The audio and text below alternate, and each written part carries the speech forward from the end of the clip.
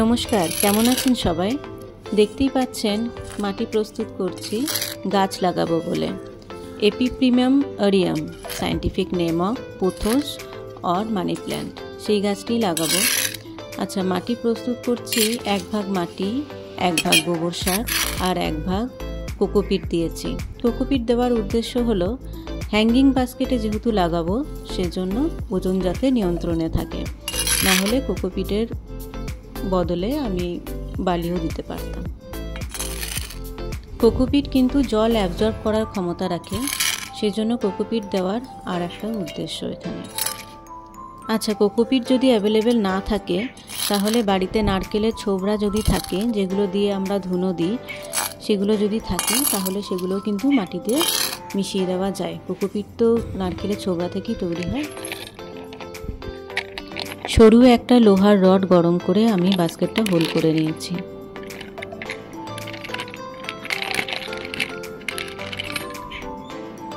দেখতেই পাচ্ছেন একটু খড় আমি নিচে বিছিয়ে দিয়েছি, যাতে জল দেওয়ার সময় নিচে হুড়হুড় করে মাটিগুলো বেরিয়ে না আসে। আর তাছাড়াও আর একটা উদ্দেশ্য হচ্ছে মাটি যাতে ময়েস্ট থাকে। মানি প্ল্যান্ট কিন্তু জল পছন্দ করে। মানি প্ল্যান্টের মাটি এমন হওয়া উচিত হালকা একটা ভিজে ভাব যেন মাটিতে থাকে। আর খড় যদি অ্যাভেলেবেল না থাকে, খড় তো সবসময় সবার বাড়িতে অ্যাভেলেবেল থাকে না, যদি অ্যাভেলেবেল না থাকে তাহলেও না দিলেও হবে, কোনো ব্যাপার না, টাইম টু টাইম জল দিলেই হবে। অল্প একটু কম্পোস্ট দিয়ে দিলাম, আপনাদের কাছে অ্যাভেলেবেল না থাকলে দেওয়ার প্রয়োজন নেই। মানি প্ল্যান্ট কিন্তু শুধু জলেও গ্রো হয়, কিন্তু মাটি একটু ভালো করে প্রস্তুত করে মাটিতে লাগালে পাতাগুলো কিন্তু আর একটু বড় হয়, আর শুধু জলে দিলে তাহলে পাতার সাইজটা একটু ছোট থাকে। আমি 3টে বাস্কেট রেডি করছি।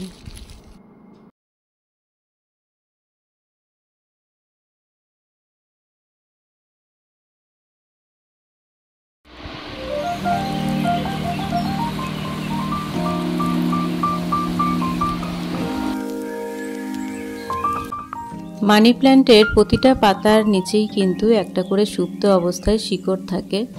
প্রতিটা শিকড় থেকেই কিন্তু এক একটা গাছ তৈরি হয়ে যাবে, সেজন্য প্রতিটা পাতা আমি আলাদা আলাদা করে কেটে নিচ্ছি।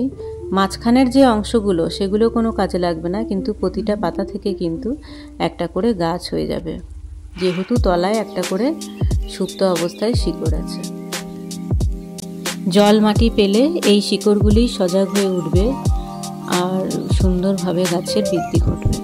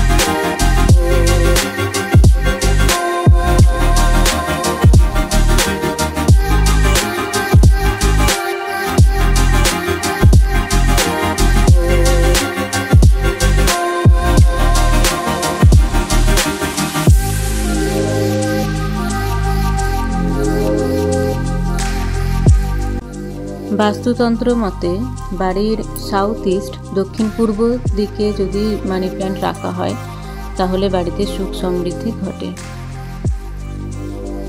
খুব বেশি রোদে যদি মানি প্ল্যান্ট রাখা হয় তাহলে পাতার রং ফিকে হয়ে যায় এবং গাছের বৃদ্ধিও কিন্তু ঠিকঠাকভাবে হয় না। এমন জায়গায় রাখা উচিত মানি প্ল্যান্ট যেখানে হালকা হয়তো রোদ আসে আর হাওয়া বাতাস খেলে, তাহলেই হলো। আর কেউ যদি একদমই ইনডোরে রাখতে চান তাহলে সপ্তাহে একদিন অন্তত হালকা একটু রোদ খাওয়ানো দরকার, এতে গাছের স্বাস্থ্য ভালো থাকে।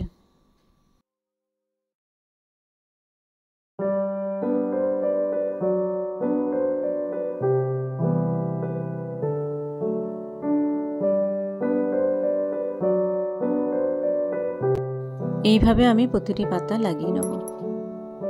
গাছ লাগানো হয়ে যাওয়ার পরে খুব ভালোভাবে গাছে জল দেওয়া উচিত, যতক্ষণ না পর্যন্ত ভালোভাবে ড্রেন হয়ে জল বেরিয়ে না যাচ্ছে।